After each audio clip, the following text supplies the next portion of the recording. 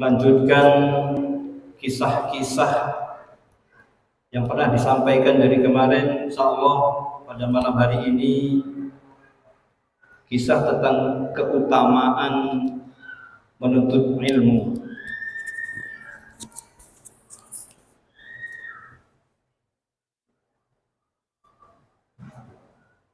Qais bin Katsir, beliau pernah meriwayatkan bahwa suatu ketika seseorang dari Madinah datang kepada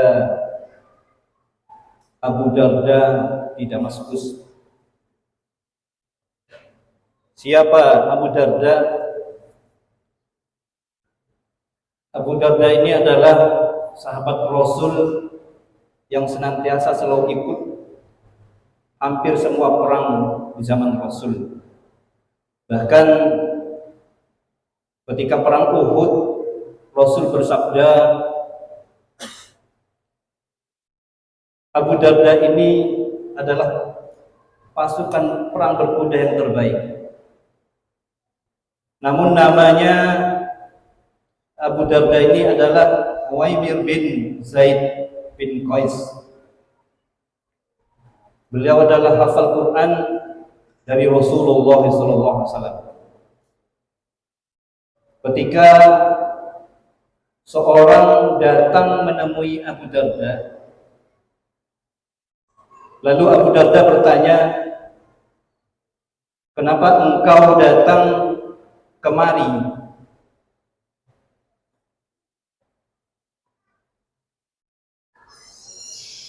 Apakah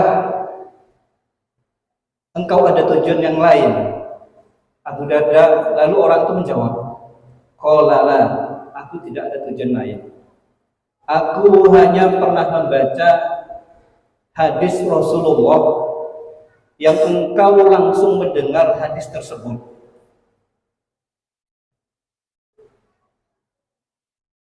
Lalu pertanyaan yang kedua dilontarkan oleh Abu Darda, "Apakah engkau datang untuk berdagang?"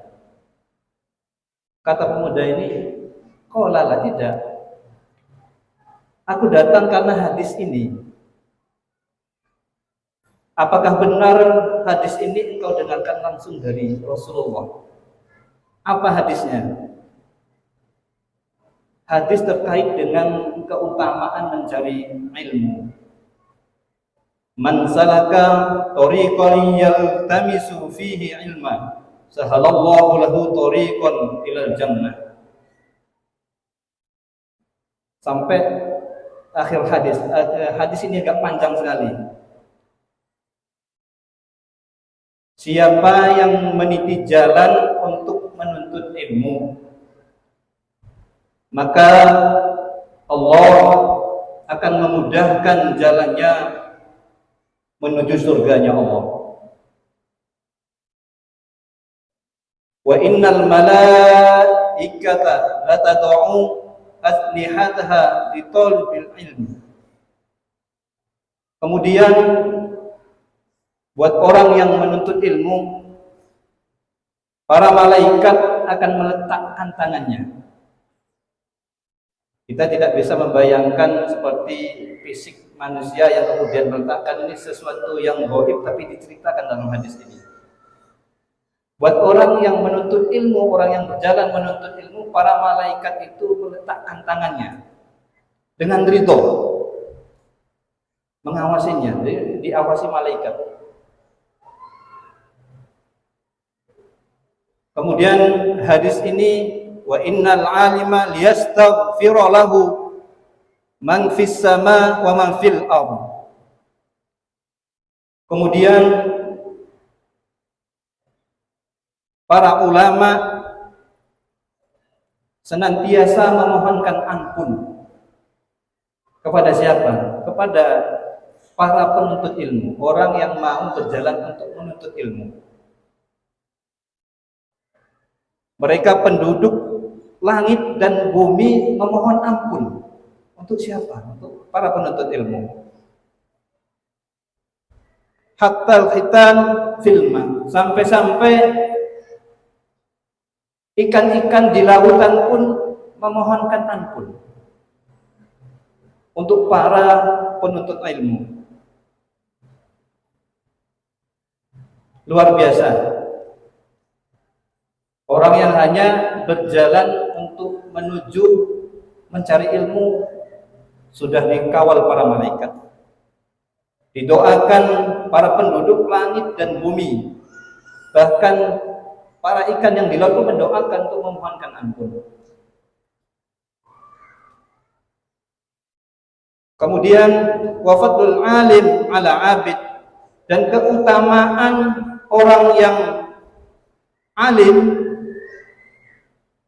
terhadap orang yang ahli ibadah.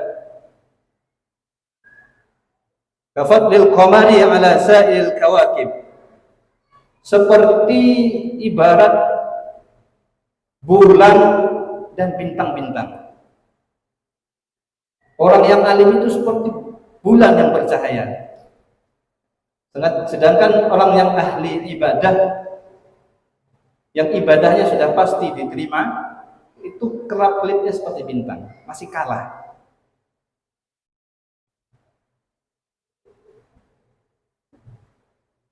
Wa innal ulama warasatil anbiya, dan ulama itu mewariskan ilmu dari para nabi.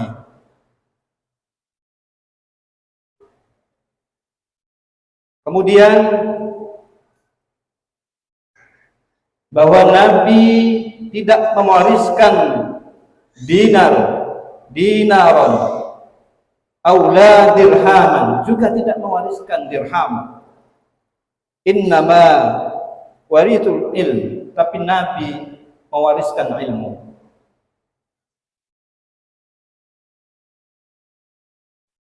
Oleh karenanya, mari kita niatkan sedikit pun kemanapun bahwa kita harus tetap untuk mencari ilmu sampai akhir hayat kita. Dikatakan hadis yang lain, utlubul ilma minal mahdi ilal bahdi. Tidak ada batasan bagi orang yang mau belajar dan menuntut ilmu, mulai dari buaya sampai akhir hayat. Dan ketika orang, kalau para alim meninggal, itu ternyata ditangisi oleh para penduduk langit dan bumi. Jadi malaikat itu ketika ada orang ahli ilmu dan orang ahli ibadah, orang mukmin meninggal, dia menangis juga. Kenapa? Ketika orang alim hidup, orang mukmin hidup, maka terbukalah pintu langit dari atas dan turunlah rezeki. Kemudian naiklah amalnya. Tetapi ketika orang mukmin meninggal, tidak ada lagi amal yang naik. Dan orang mukmin yang amalnya diterima, sudah pasti dia ibadah dengan ilmu. Suatu ketika juga Rasul pernah melihat iblis itu nggak mau masuk ke dalam masjid. Kemudian ditanya Rasul, wahai iblis, kenapa engkau tidak mau masuk masjid? Apakah kamu takut dengan orang yang sedang sholat? Tidak ya Rasul, aku tidak takut dengan orang yang sholat, tapi justru aku takut orang yang sedang tidur di dekat pintu. Ternyata orang yang sedang tidur itu orang ahli ilmu. Betapa besar keutamaan orang ahli ilmu, sehingga luar biasa fadilahnya. Orang-orang yang alim didoakan oleh para malaikat, didoakan oleh para penduduk langit dan bumi, bahkan ikan-ikan yang di laut mendoakan untuk dimohonkan ampun kepadanya. Mudah-mudahan ini menjadi motivasi yang penting bagi kita, dan kita tetap menambah ilmu, terutama ilmu untuk agama, ilmu untuk membaca Al-Quran dan yang lainnya, sehingga mengantarkan kepada kita ke ilahi Rabbi. Demikianlah yang bisa kami sampaikan, lebih kurang mohon maaf. Assalamualaikum warahmatullahi wabarakatuh.